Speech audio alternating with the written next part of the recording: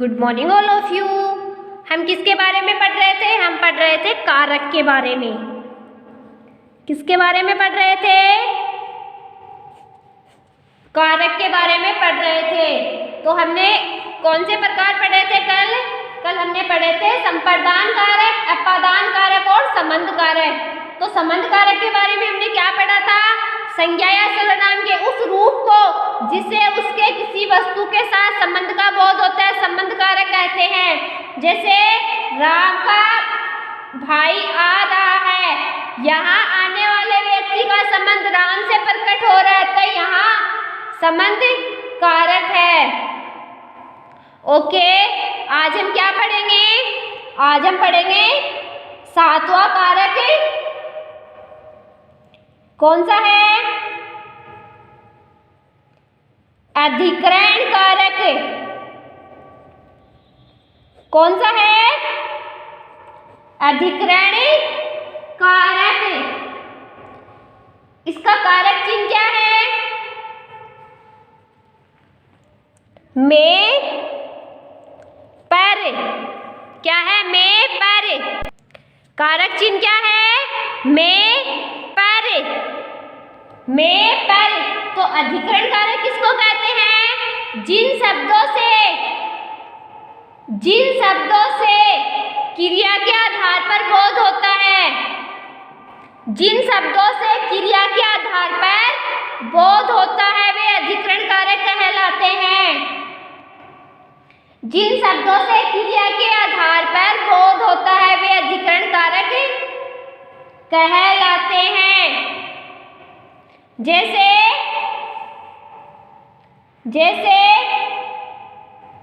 माँ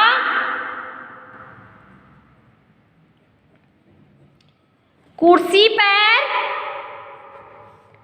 माँ कुर्सी पर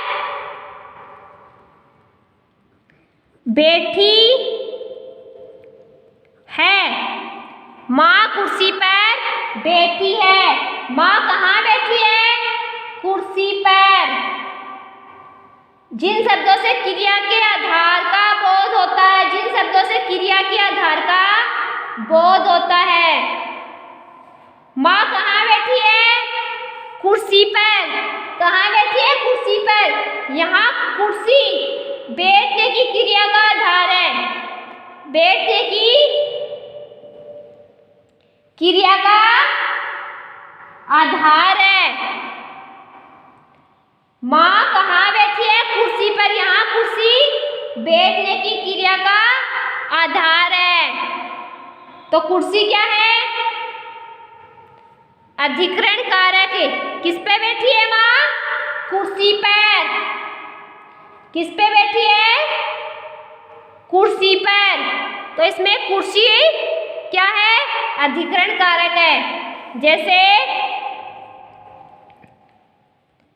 बच्चा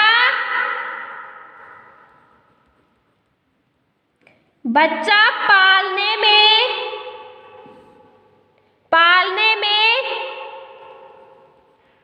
झूल रहा है। बच्चा पालने में झूल रहा है। बच्चा कहाँ झूल रहा है? पालने में। किसमें? पालने में। पालना झूलने की क्रिया का क्या है? आधार है। जिन शब्दों से क्रिया के आधार का बोध होता है, तो बच्चा क्या कर रहा है? झूल रहा है। क्या कर रहा है? झूल रहा है। तो पालना क्या है? झूलने की क्रिया का आधार है। तो इसमें पालना क्या है? अधिकरण कारक है। क्या है? अधिकरण कारक है। अगला, बिल्ली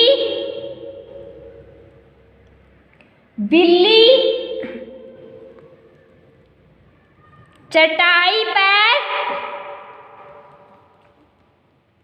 बैठी है।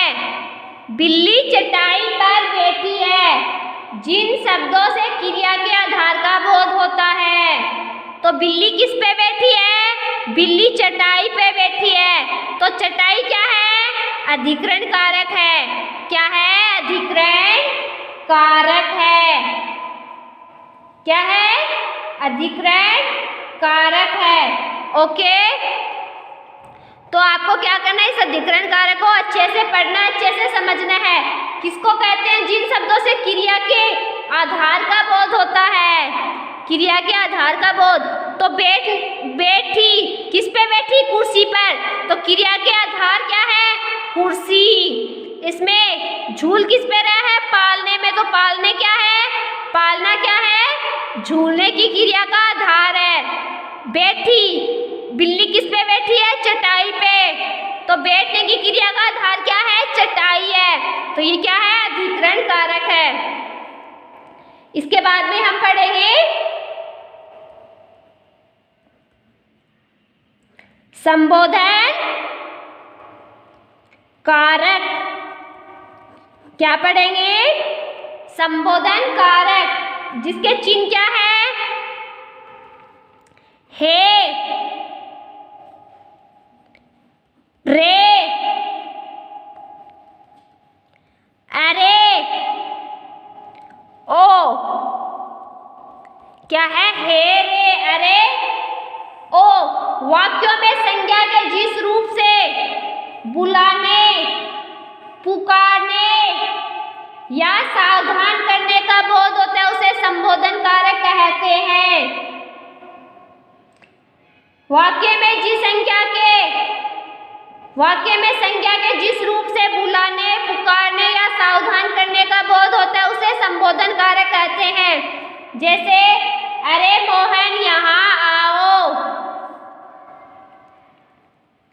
अरे मोहन यहाँ आओ, अरे मोहन यहाँ आओ। वाक्य में संज्ञा के जिस रूप से बुलाने, पुकारने या सावधान करने का बोध होता है। तो इसमें किसका बोध हो रहा है? बुलाने का। किसका बोध हो रहा है? अरे मोहन। तो किसका बोध हो रहा है? बुलाने का। तो अरे मोहन क्या है? क्या है? यहाँ मोहन संज्ञा शब्द के इस रूप से पुकारने का बोध हो रहा है। अतः यहाँ संबोधन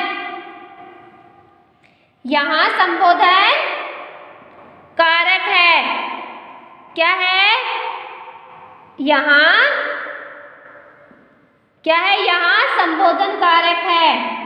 वाक्य में संज्ञा के जिस रूप से बुलाने, पुकारने या सावधान करने का बोध हो रहा है उसे क्या कहते हैं? संबोधन कारक कहते हैं। यहाँ आओ, यहाँ मोहन संज्ञा शब्द के इस रूप से पुकारने का बोध हो रहा है। किससे हो रहा है? यहाँ मोहन संज्ञा शब्द के, यहाँ मोहन संज्ञा शब्द के इस रूप से पुकारने का बोध हो रहा था। यहाँ संबोधन कारक है। क्या है? यहाँ संबोधन कारक है।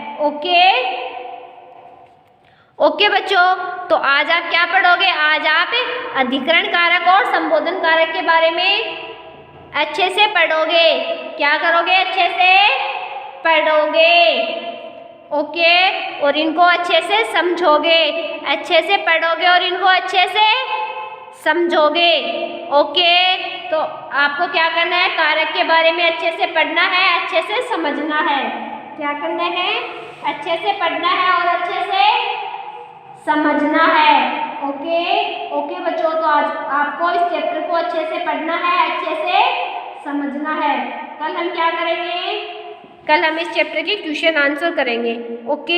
ओके बच्चों, आज के लिए इतना ही काफ़ी है। कल हम करेंगे इस चैप्टर के question answer. Okay, thank you बच्चों।